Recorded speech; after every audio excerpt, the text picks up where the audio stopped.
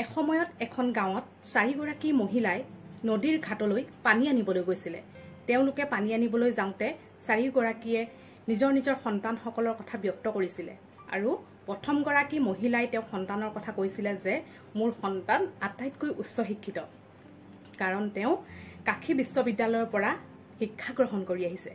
আৰু দ্বিতীয়গৰাকীয়ে ক'লে যে মোৰ সন্তান তাতোতকৈও বেছি পাৰ্গত, কাৰণ তেওঁ জ্যোতিষ শাস্ত্ৰত ডিগ্ৰী লৈ আহিছে। তেওঁ যাৰে ভৱিষ্যতবাণী ক'ব তেওঁ জীৱনটো খুব সুন্দৰভাৱে আগবাঢ়ি যাব। আৰু তৃতীয়গৰাকীয়ে ক'লে যে মোৰ সন্তান আটাইতকৈ বেছি পাৰ্গত, কাৰণ তেওঁ ওচৰৰে এখন বিদ্যালয়ত শিক্ষকতা কৰি আছে। তেতিয়া তৃতীয়গৰাকীয়ে কিন্তু একো মাতবোল দিয়া নাছিলে, তেওঁ সকলোৰে কথাবিলাক শুনি আছিলে। তেতিয়া লগৰকেইগৰাকীয়ে ক'লে যে তোমাৰ সন্তানৰ কথাও কোৱাচোন, আমাৰ শুনিব মন গৈছে। তেতিয়া তেওঁ লাহেকৈ মাত দিলে যে মোৰ সন্তান ইমান শিক্ষিত নহয়, তেওঁ যেনে তেনে হাইস্কুলৰ দেওনাখন পাৰ হ'ল আৰু খেতিৰ কামত লগত জড়িত হৈ আছে আৰু ঘৰখন খুব সুন্দৰকৈ পৰিচালনা কৰি লৈ গৈ আছে, তেনেকৈ ক'লে। কিন্তু অলপ সময়ৰ পাছত তেওঁলোকে যেতিয়া পানী লৈ নদীৰ ঘাটৰ পৰা উভতি আহি আছে, তেতিয়া তেওঁ প্ৰথমগৰাকী মহিলাৰ সন্তানটো সেই স্থানতে লগ পালে আৰু সেই ল'ৰাটোৱে তেওঁলোকক এটা নমস্কাৰ জনাই সেই ঠাইৰ পৰা গুচি গ'ল।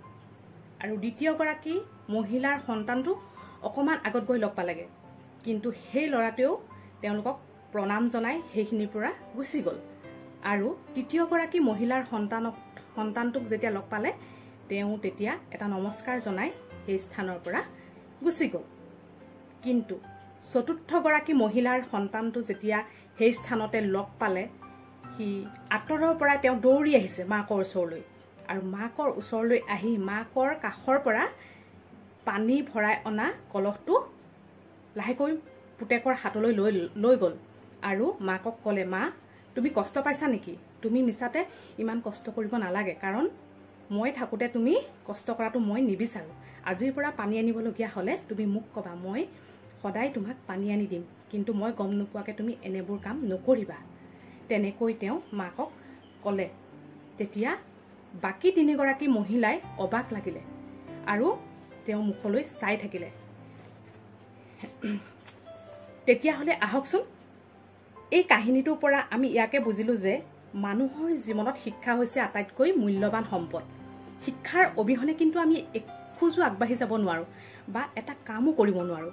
কিন্তু তাতোতকৈ মূল্যৱান সম্পদ হৈছে ব্যৱহাৰ, সন্মান, শ্ৰদ্ধা, ভক্তি, চিন্তাধাৰা, এই সকলোখিনি তাতোতকৈ মই বেছি গুৰুত্বপূৰ্ণ বুলি মই ভাবোঁ।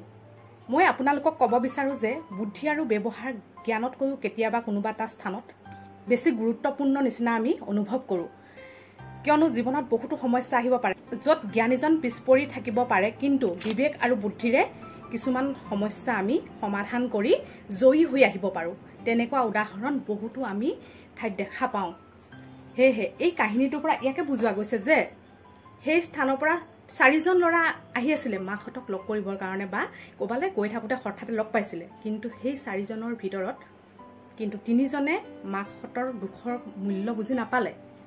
কিন্তু এই যে চতুৰ্থগৰাকী মহিলাৰ সন্তানটো মাটিৰ মানুহ, তেওঁ খেতি বাতিৰ লগতহে জড়িত হৈ আছিলে, কিন্তু তেওঁ অন্তৰখন খুব কোমল। মাকৰ কষ্টৰখিনি তেওঁ অনুভৱ কৰিছিলে। ক্ষণে অনুভৱ কৰিছিলে যে মাকে কিজানি কষ্ট পাইছে, মাকে সেই কলহটো লৈ দাঙিব পৰা নাই, বয়স হৈছে, এই কথাখিনি অনুভৱ কৰিছিলে। কিন্তু সেই অনুভৱটো বহুত ডাঙৰ বস্তু। আমাৰ সমাজত এনেকুৱা সন্তান খুব কমেই দেখিবলৈ পোৱা যায় আজিকালি। সেয়েহে এই কাহিনীটোৰ পৰা ইয়াকে বুজোৱা গৈছে যে আমি কোনোবা এটা স্থানত কেতিয়াবা জ্ঞানতকৈও বুদ্ধি আৰু মৰমেৰে কাৰোবাৰ অন্তৰ জয় কৰিব পাৰোঁ। এই কাহিনীটো দ্বাৰা ইয়াকে বুজোৱা গৈছে।